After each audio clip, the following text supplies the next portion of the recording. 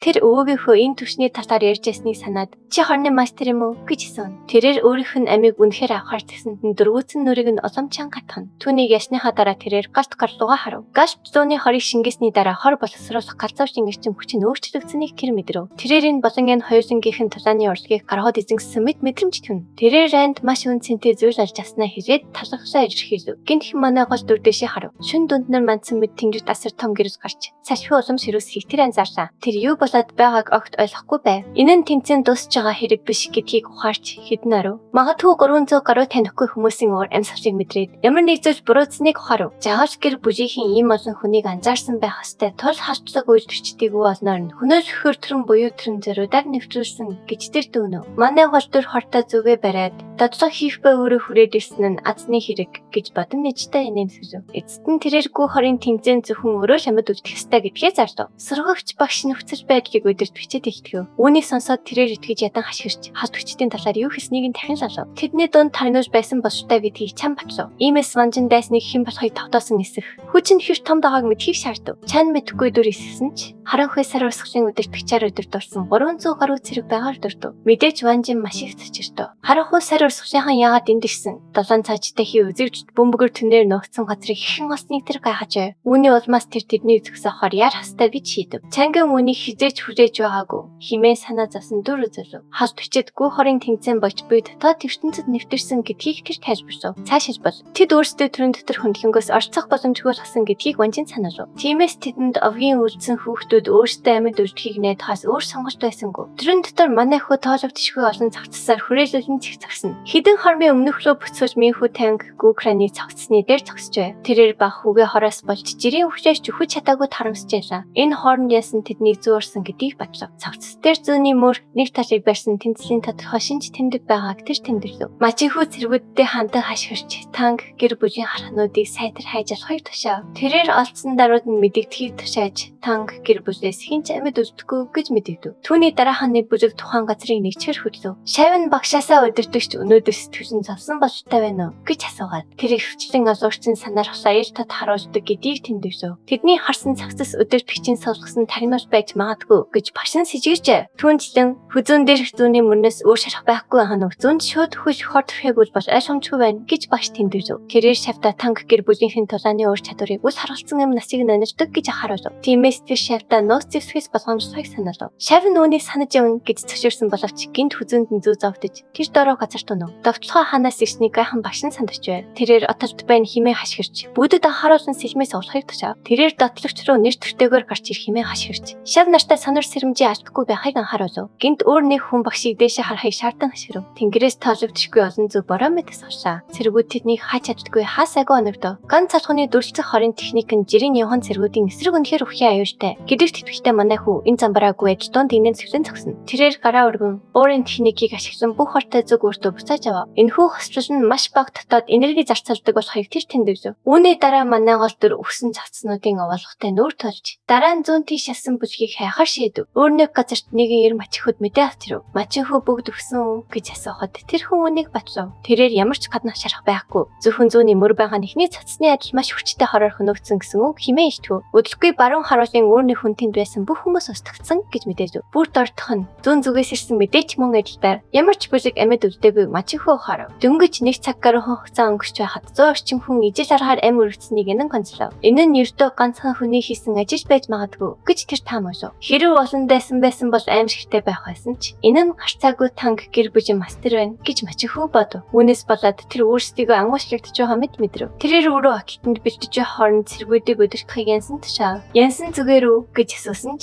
мачинхүү илүү олон шам нараа алдаж зөрчихгүй гэд бусдыг нь янгад даатгав. Янан гүрдсэн цэргүүдээ өдөртөн гол хаталж чихүдэс төрөм нангум ямар ч өөр юмсгал байхгүй байгааг анзаарав. Нар жаргаж хатал удахгүй шин болно гэдгийг тэр ухаарлаа. Тэр болтол отөвчийг олохгүй бол тэд бүрэнсэн сүрч магадгүй гэж санаа зовж байв. Тийм ч учраас хөрж даамжрахаас өөр хойш хорч хүчээ дахин зузаадхан дээр гэж тэр шийдэв. Тэрээр цэргүүдлөө үргэж хараад тэдний цагийн дараа хөдлөн гэж мэддэв. Гинт хин тэрж шийдсэн юм бэ гэсэн дуу гарав. Модны дээр манай гол дүр 50 сууж байв. Тэр тэднийг явуулах бодлого байсан гэдгээ хэлв. Янсан юу ч мэдрээгүй тул хүүг хизээ гарч ирснийг огт мэдгүй шүдэ зөв. Янсныг хариу үйлдэл үзүүлж амжихаас өмнө түүний ард байсан бүх цэргүүд зүүнд зовтон унцгаа. Дайртыг мэдрэх сөхөөж үгүй тэдний өгсөн тэр итгэж чадахгүй ойлгохгүй байлаа. Манай хүү доошоо өсрөн бууж энэ залуу хүү олноор нөхнөөс хэргийн гол эзэн гэдгийг ухаарсан юмсан л болох. Хүүхэд яаж ийм өндөр түвшний техник ашиглаж чаддгийг тэр гайхаж байлаа. Зүүнүүд манай хот дүрлүү бүтэж байгааг хараад тэрээр зөвхөн дэд мастеруудын ашиглаж чаддаг хоосон чанарын шингээж байж магадгүй гэж сэжиглэв. Гэсэн хэдий ч манай баатар дахин давтлахын орон зүүнүүдээ буцааж авч байгааг хараад Янсан энэ техникийн дотоод энергийг маш их зарцуулдаг гэж таамаглав. Тэрээр манай хүү гинтийн дээрш ташиглахын оронд эсвэр чигснийг нь өмсөн байна гэв. Янсан ичтэй инэн сэвшээд танк гэр бүлд түн шиг залуу мастер байдгийг хизээж сонсож байгаагүй гэв. Үүний хариуд манай хүү зүүнүүдээ халаасандаа хийв. Тэрээр Янсан түүний тухай сонссон хэсэг нь хамаагүй. Учир нь өнөөдөр өөх тавьсантай хүн түүний нэрийг мэдэх шаардлагагүй гэж хэлв. Мэдээж Янсан уурсав. Тэр залууг өөхийг яаж ч хэмээн хашгирахад түүний арьсан дээрх судснууд нь гүрийж байв. Тэрээр хүчээ нэмэгдүүлж биеийн хэмжээнд томрохын хэрээр хогцсноор өвтөв. Дараа нь тэр хашгирч манай хүүг ханаа мөргүүлэхээр хүчтэй цохилтөв. Гэвч манай гол дүр цохилтыг алхаараа хаав. Эрчим хүчнүүд мөргөлдөхөд Янсан өөрийнх нь дээд хүчийг зүгээр хаачсан маш их цачирдав. Манай залуу иштэй инэн сэхлээд эн чин чиний дээд хүч биш үстэй гэв. Эцэст нь тэр януугаад цаг гаргаж өгөх тоос хүчээ жинхэнэ дээд зэгт нь хүртэл өсөхийг тушаав. Янсаны өнгөрсөн үед 9 фракцийг босгох чадны үзүүр урсгал хар өвхийн холбоонд дарагдсны дараа Янсан өөрийн хүчтэй тэдэнтэй нэгджээ. Тэрээр холбооны удирдагчтай уулзсан өдөр түүний мэргэсэн оргил даргаах шийдэмний техник нь өөрчлөгдсөн байна. Холбооны удирдагч түүнд энэ нэр хэтэрхий сул байна гэж хэлээд тэнгэрийг хортон асах гэж өөрчилжээ. Гэсэн хэдий ч нэгэн залуу одоо тэр техникийг давамгаж байна. Одоо цагт манай гол дүр Янсны нөдрийг зайлуулав. Тэрний мөргөлт үед манай хүүгийн нүүрэн дээрх тавин гэж эрхэлж Янсныг сандахаж эхлэв. Энэ хооронд манай баатар өөрийн хүч чадлын талаар тунгаан бодно. Гашлууны хорн гашлууны амьсгалыг агуулдаг гэдгийг тэр мэднэ. Энэхүү хорыг хортоороор удирдах үед сэрэмний хүчтэй төстэй хүчийг үсгдэг. Сэрэмний хүч юу ч зүсэж чаддаг бас хорийн хүч бүх зүйлд шингэдэг. Манай залуунуудын нийгэд түүний нүд гашлуу шиг улаанаар гიშтэн. Үүнээс болоод Янсан шүдэ зүүн. Энэ аимшигтай янь энерги юу болохыг гайхаж хүчийг нь зайлуулах гэж тэмцэнэ. Дараа нь манай баатар шатаж буй палангийн техникийг ашиглав. Халуун дэндүү ширүүн байсан тал Янсны бие тэр дорой хатуу нүрс болон хувирч газар түрхий өнө. Маянг халуунаар шингэсэн хорыг галтч төрийн хүч гэж нэр хэрэгтэй гэж бодно. Үүний дараа тэр цэргүүдээс дараа нь хин шатаж өхрийг хүсэж байгаа гэсэн. Өдөртөгч нь ийм амархан өртсөн цэргүүд маш их хайж байв. Манай гол дүр тэднийг амьд үлдэх багийг байгаа тул зүгээр л хортон өгчвэ гэж хэлв. Гинт харахад сар урсгалын өдөртөгч мачийн хөөрөг шалхав. Тэрээр сэлмээ сугалж манай хүүг таримнууд байсан баг хүүг наалсан гэж уурсан буруутаад манай хүүгийн өнсийг ч үлдээхгүй гэж тангарахлав. Мачийн хүү цэргүүдтэй тарим байрж чаран төрөнийг ашиглан түүний хүрээлхийг тушаа. Тэр дараа цэргүүд мангийг бүх зүгээс хүрээлэн авав. Тэд бие биедээ хор болон нууц зэсгээс болох онцлогыг анхааруулж байв. Мачийн хүү бодож байх хооронд олон шав болон хүүгээ алдсан тул тэрээр маш их гашуудын шаналж байлаа. Тиймээс тэдний өвчийг өнгөдүүлэхгүй тул манай залууг заавал устгахаар шийджээ. Манай залууг иргэн таринаа хараад чаран төрөн түнд бич твжийг санагдуулав. Тухайн үед тэрээр эргэлтийн хаасын бүдгийг ашиглаж байсан ч энэ удаад өөр зүйл тушхаа шийджээ. Гинтхэн манай гол дүүрийн дүр төрх бүтгэрч эхлэв. Нэгэн дайсан түүнийг алга арчлаа хэмээн хашгирч бусдыг сонор сэрэмжтэй байхыг сануулав. Гэвч тэд түүний хөдөлгөөнийг огтхонч анзаарч амтсангүй. Гол дүр тэдний дундуур гүйж нэг нэгээр нь цавчиж эхэллээ. Энэ зур мачны юу болоод байгааг огтой сууж чадсангүй. Манай залуугийн хөдөлгөөнийг харж чадаагүй дэ цочирдож түүнийг яг хин бэ гэдгийг гайхан. Майн эцэст нь дахин гарч ирэв. Үүний хариуд нэгэн дайсан уурсан хашгирч ах дүүсийг нь алсны төлөө түнзүү дайрсаа. Манай залуу гараа өргөөд тэдний сэлмийг түрзээшээ гэжээ. Тэрээр устгах хуулийг ашиглан эндэн хөрсгүүгээр эрдөө гараараа сэлмүүдийг нь өрөөж архив. Тэр хүн түүнийг мангас хэмээн дуудаж эндэн хөрсгөө сэлмийг нь устгахсанд итгэж чадсангүй. Дараа нь манай гол дүр сагнал хуулийг ашиглан хуурсан сэлмүүдийн хичтэрхийг талташ хөрхөв. Үүний дараа тэрээр хүчээ удирдах хичтэрхийг нэгэн бүсэд эргэж дүүсэн төмөр хойс ашиг өсглээ. Дайсан нь айсандаа хашгирч үүнийг та навгийн дамагт 10,000 тэнгисийг цэцгийн бороо байна гэж бодов. Тэрээр ийм зүйл байх боломжгүй хэмээн оршин. Гинтхийн хичтэрхийн хойс ашиг дайснуудыг дайрч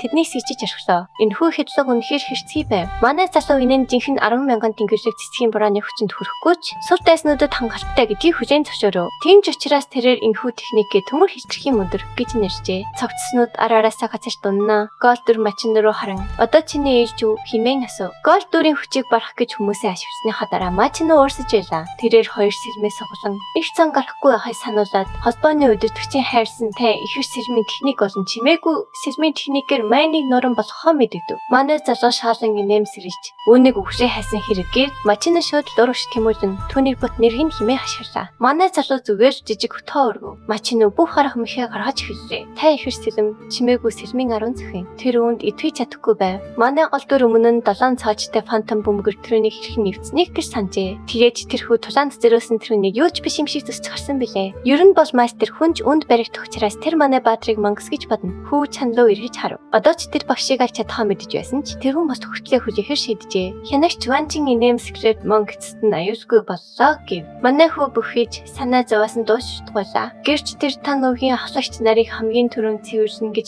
дотроо бодно. Ванжин дотор юу болсон? Бусад хүмүүс хаан байгаа гэсэн. Яг тэр үед газар хөдлөж эхэллээ. Дайчид үүнийг газар хөдлөх гэж бодсон ч тэдний нэг нь тэнгэрлүү заа. Анхаарт анцаа үүсэж гэрч татарлаа. Энэ үед тэрнийг агуулжсэн хэсэг нурч байгааг мэдэрсэн чан сандарч байв. Тэрхүү төрөн бүрэн нэвтрэхэд хилтгэхийнүүд дондож дотор талан нээс харсаа. Газар зүүн цогцоор дүрсэн байв. Ванжин дөрөв тогтцыг нь ажиглаад зарим нь өөрч ихэнх хан хай сарны сэлмийн урсгалыг хусахыг анзаарав. Тэр манай гол дүрийг эдгээр бүх хүмүүсийг ганцаараа зохицуулсан мөн гэж асуугаад өөрөө ч 30 гаруй хүнтэй тулхад хэцүү байх болно гэдгээ хүлээн зөвшөөрөв. Гинт нэг нь дайчин хашгирч, нэг нь цогцос руу заалаа. Тэр хос сэлмний хувьд таньж энэ бол урсгалын өдөртөгч мач хүү болохыг мэдэв. Тастуусан биеийг нь хараад урсгалын өдөртөгч хүртэл яны өрсөлдөгч байгаагүй Ванжин ойлгов. Манай хүн 50 алхаж ичээд тэд зүгээр шалуултаа байсан тул зохицуулахыг хэцүү байгаагүй гэж хэлв. Ванжин тань гэр бүлээс ийм зүйл хүлээж байсан юм. Юмян гэхийн хүү хэдийн тэрвэний төвчнээс тавжээ. Энэ хооронд бусад багууд нөхцөл байдлыг хэлэлцэж байв. Янан гашгчтай харанхуй саний сэлмний урсгалыг оролцуулаад 100 гаруй дайсныг хосгосон тэд чичирчжээ. Тэрхүүнийг сууж түүнийх болно гэдэгт тэд бүрэн нэтгэвчтэй байлаа. Тэдний дундаас мөнчин уурандаа шүдэ хавирна. Тэрээр гинцэн гараасаа бож зүгээр шачаа бож хоцорсондоо хорсож байв. Тиймээс өртөнд тулааны урлаг сорч чаддгүй хогшаар байсан тань өндрөө ийм хүчтэй болсон тэр дургуцж байлаа. Түүн шиг нэгэн дээгүр гарч зүрхэлсэнд тэр үзэн ядчаа. Тэмцэн өндөрч чугаар зарж Ванжин мөнчний бодлыг таслав. Тэр цорын ганц цэцэгчээр 28 дугаартай тань өндрөнийг зарж эсэргүү зөвхөн байвал гарч ирэхийг шаардав. Мөнчин ямар нэг зүйл хэлхийг хүссэн ч Ванжин түүнийг таслав. Эсэргүүцэж байхгүй тул тэрээр үеж авцыг шударгаар өндөрлөө гэж мэдэгдэв. Тэрээр дайчдад ярихчийн өмнө цогцор хайр тушаав. Тэр дараа олон 10 дайчид манай хүү болон түүний багийн өмнө загслаа. Ажин ийм олон дайчид байна гэдэгт итгэж чадахгүй байгаагаа хэлээд сүрдэж байгаагаа илэрхийлв. Та навгийн оноштоос хойш хэдэн 10 жилийн дараа тэхэн сэргэлтийг авч ирэх шин наздарсан эцэстэн төрлөө гэж Ванжин бодно. Дараа нь тийш тон өнрөнд чангаар хандан түүнийг шин мастраар томлоо. Ванжины хамт 82 гишүүн өдөг сөглөө. Тэд бүхийж тан овийн шин тэргүүнд мэдчилгээд ишүүлв. Мэдээж өнрөний багийн хан гайхаж байлаа.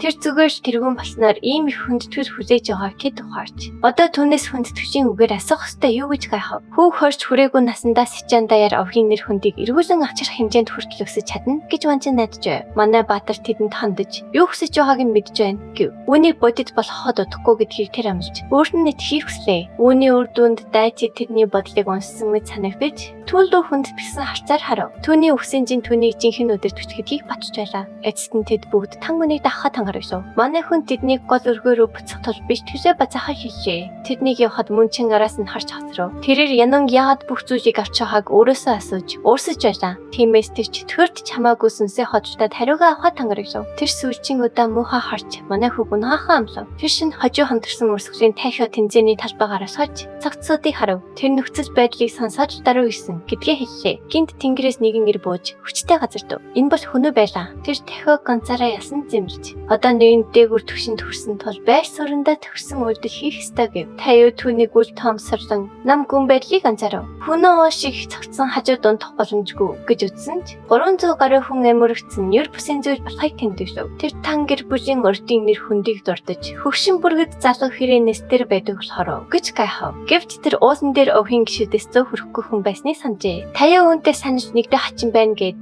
уул бол задгаан газар тул ийм том зүйл болсныг дуушах ёстой байсан гэж тайлбарлав. Хинөө тан гэр бүлийг тэднээс зэрэгзээс хийж хөдөж байж магадгүй гэж таамаглав. Тэд ялангуяа тэнцээний хүндэтгэж үнэт зүйлс явуулсан гэтлээ үнийг яагаад нууж байгааг тэр гайхаж байлаа. Дараа нь тахуу цацыг шалгав. Тэр тан гэр бүлийн эрт мөрний техник үнэхээр ийм их дороодсон гэж гайхаж сэлэмний эрэнд хэдэн хүн өрөвцснээ гэсв. Хүнөө толгой нэргсэн тал тэжээ түүнийг засаж энэ бол сэлэм биш харин богино нэртэй хутга байсан гэж хашгирав. Эдгээр цогцснууд ганцхан хүний бүтээж гэдгийг хүнөө харж байгаа эсхийг тэр асуулаа. Тэжээ өөрийнх нь нүд хуурдахгүй гэж хэлв. Ихэнх цогцос сурсан сэлэмний техник гялгсан шинжтэй ч чадварчлаг эзэмсэн шинжгүй. Тиймээс цэцлүүд энд тэмдгүү байна гэж тэр тайлбарллаа. Гэвч дэсгэж гаргаж амжаагүй хүмүүсийг харахад тэднийг ертөө 1 секундын дотор устгасан гэсэн үг юм. Эцэст нь тэжээ юм ур чадвартай хүн олон байх боломжгүй гэж дүгнэв. Тэр энэ хүнтэй уулзах ёстой гэж шийдээд тэд сичэн руу явна гэж мэдэгдэв. Хүн азуурчинтай санамсаргүй таарч хүй гэж санаа зовж байгаа тул багшаас Угаасаа үнэхээр сэжүүн дуу явах гэж асуув. Таяа хүнөг өөрийгөө дээд түвшинд хүрснийг мартсан уу гэж дааж янаад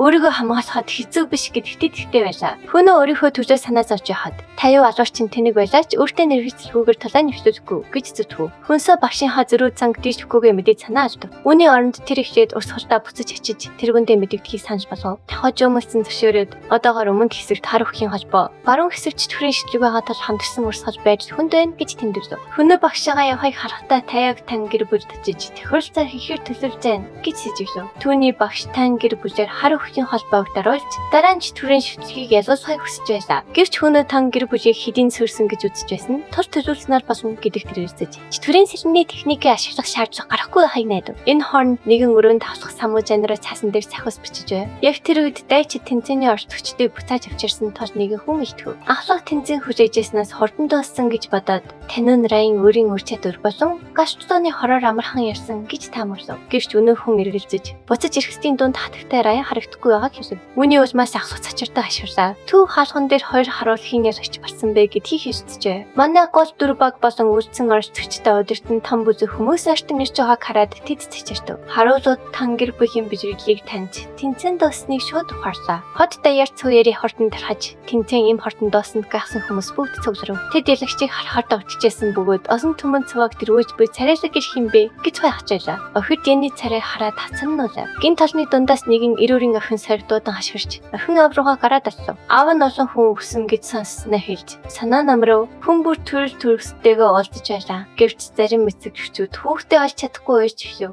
Маян тэднийг харж ээж нь бас өөрт нь санаа зовж байгаадаа гэж бодлоо. Тэр ээж нь өөрийг нь таних болов гэж гайхаж ямар царай гарахыг санахаж байв. Энэ хооронд Юрийн нүдний ширтэй хүнийг заа. Тэр ерөнхий захиргааны хэртэст ажилладаг аавыгаа танилцууллаа. Манай хүү тогломоор түүнээс хэдийн аавыг нь асахыг гүйж гинөө гэж асуухад Юри ийм боломжийг олдож болохгүй гэдгээ хүзэн зөвшөөрөв. Охин дэндүү шулуун хүн байсан бөгөөд Юри өргөжчлөлөн аав нь ур чадвартай ч хинч бэрдүүлдэггүй учраас тушааж төшөөгүй гэж тайлбарлав. Тэр үүнийг мөөгүй гэж бодоод усмаар өөрөө удирдлагыг хартаа авах үед ахлагч нартай ойр биш хүмүүс хэрэг болно гэж хийдэв. Тэрээр өөрийн талын хүмүүсийг болохоор төлөвлөв. Яг тэр үед гэр бүлийн төшмөж танкийг орж ирэн. Дайчид болон жагаш гэр бүлд хандан сайн ажилласныг нь сайшаа хашгирав. Чанга сурагч Кисам руу яран бүхэж амар амгасан байсан эсхийг нь асуув. Кисам чангагт өөрчлөгдөгөө хараад инээ далтав. Тэрээр төв өргөнд төслөлцөө үзүүлсэн жагаш гэр бүлд талархаж илэрхийлв. Дараа нь тэр чанган мөрийг алгатан долоон цааш дахин үзэгдэлд бөмбөг өртрөн байсан таширлаа гэв. Үүний ачаар орцогчд аюулгүй үлдсэн гэж тэр итгэж байв. Үнэн хэрэгтэй тэрхүү төрн эвдэрснийг чанга мэдэж байсан ч 50 дөрөсөв. Кисам тэгээд ахлагчдад мэдвцсэн тул одоо ахлагчдын өргөө рүү явах хэрэгтэйг дуулгав. Тэрээр дайчдыг амар гэж тушаах гэтэл хинэгч вөөжүн яриарын тасарч тэд ахлагчдын өргөө рүү явахгүй гэж хэлв. Кисам гайхан эргэж харав. Хариуд нь вөөжүн өөрийгөө хүндэт харуулын тэр өдөртөгч химэн танилцуулав. Кисам чихэндээ итгэсэнгүй юу гэж асуув. Тиймээс вөөжүн тэмцээний болцол гялагчийн содол нь нууцлаж ба хорны өргөө байна гэж заасныг мэддэв. Тэрээр ахлагчдын өргөө рүү биш тийшээ явах зүйд нээсэн гэж зүтгэв. Мэдээж Кисам шүдээ 100 хашгирлаа. Тэрээр жирийн нэг дайчин байж ерөнхий командлагчийн өмнө зарчим ярих зөвхтэйг нь гайхаж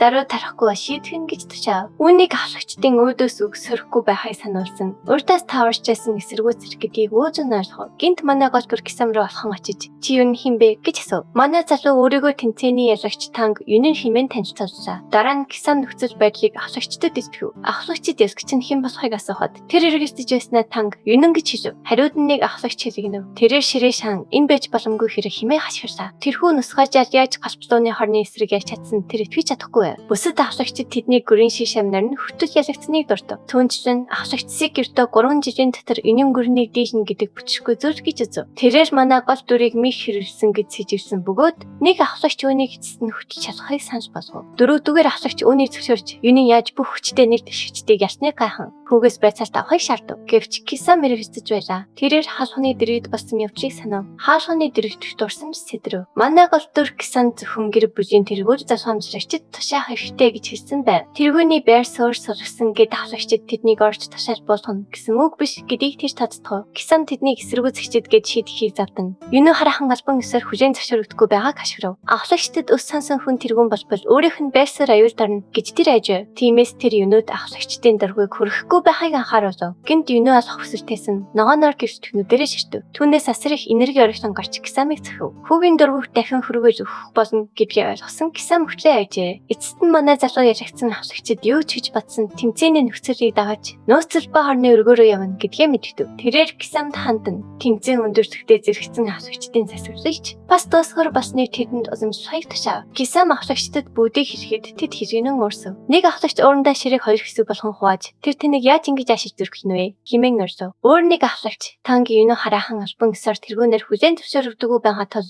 энэ нь харин сайн хэрэг байж магадгүй гэж хэлв. Иймээс тэрээр хүүд сургамж өгөхийн тулд байр суурийг нь хуулахыг санал болгов. Дөрвөн хавсагч түүний чадварыг шалгахаар нөөцөл ба хорны өргөөр рүү явахад тохиролцож нэг хавсагч нь гадаа угаадаа ичдэд хөдөлгөхөд бэлтгэл даруй тушаав. Тэрээр хүүхлөөний хүчний мастерыг дуудсанд тэр нэгч тушаалыг хүлээн авлаа. Дараа нь тэрхүү хавсагч тэр насгаажаар панк гэр бүлийн бодит үнэн болон хинжийнхний эзэд болохыг харуулна гэж тангарагшив. Энэ үеэр өөрийн гэртээ танг жууг хахаж хацрав. Тэр энэнээс тэмцээнд үнэхээр ясан эсхийг асуусанд манай залуу үнийг батлав. Жуки манай хүүгийн аурага хавтай хүчтэй байгааг анзаарч их чинь баяр сох байх гэж итгэв. Гэвч өөр нэгээр урсаж байлаа. Тэр бол хорны хаан бөгөөд мөн чаны эцэг тангжи байв. Тэрээр юуныг үнэхээр ярьчлаа гэж удаа юу хэмээн асуухад манай залуу 4 жилийн өмнөх Жихогийн үгийг санав. Тэр үед Жихог мөн чаны гарт тохиолдсон зүйлийн төлөө түүнийг болон эхийн төлөөс төлөөлнө гэж зөвдөөж ээжээ. Харин одоо цагт манай баатар Жихог тэр үед хэрхэн томорч байсныг төрсөв. Тэрээр Жихог танк гэр бүлийн өргөнд байх хугацаанд өгүүлдэж бүрээ хичээхийг анхааруулв. Манай залуугаас хөгсөл гэсхийж хүн. Тэгэхгүй бол Жихог хүүгийнхээ үлдсэн нөгөө гаригч бас зүйл тусгаж магадгүй шүү гэж хэлв. Гэрийн гадна хинэгч хөөжөн Кисами манай баатар бол хорт галт шууны хүү гэж хэлжсэнийг санав. Тэрээр үүнийг өмнө нь манай баатараас асууж яснаа сансан бөгөөд манай залуу үүнийг дараа яшилтж болно гэсэн. Хүлээж явахдаа Вожун тэнгэрийн гарамгаач төрийн лордтой хийсэн мөргөлдөөнийг эргэцүүлв. Гэр бүлийн дайчид амь насаараа дэнчин тавьж хэрхэн тэмцэж байсныг тэр санав. Тодорхойлбол танк гэр бүл яригдж байх үед өмнөх лордын толгойг барьсан мэрчүүд хүч иржээ. Дайснууд хор болсон үхшийг үл тон өргөж давшиж байв. Тиймээс Вожун дайштыг ницаахан тулд хавсагчдаас тасрамж хүсэж байснаа санав. Гэвч хавсагчид хэрв тэд өнөөл гэр бүл сүрэх болно хэмээн татгалжжээ. Хэрв тэд төсөлсөн бол хавшигчдыг бөөрөж чадах байсан гэж Вожун үзжээ. Үүний оронд хавсагчид бүх бурууг хорт галт шуураж хилөөж түүнийг гэр бүлийг сөрөөж хөтгсөн гэж буруудажээ. Гинт Вожун хорт галт шуу бицхан хүүгээ хамгаалахын тулд цуглаасаа буухыг зөвшөөрсөн гэдгийг ухаарав. Үйл явдал улам эрчимжиж эсрэхтэй мөч явтж байна. Дараагийн хэсэгт бүх зүйл эргэлж хийн. Дараагийн хэсгийг бусдаас төрүүлж хамгийн ихэнд үзхийг хүсвэл дэлгэцэн дэх төрийн банкны дааслуу 5,000 төгрөгийн хандив хийгээрэй. Тэгвэл дараагийн хэсгийг тань нин даруугаар хаж өгье. Таалагдсан бол лайк дарж цавоглоо маань заавал бүртгүүлээрэй.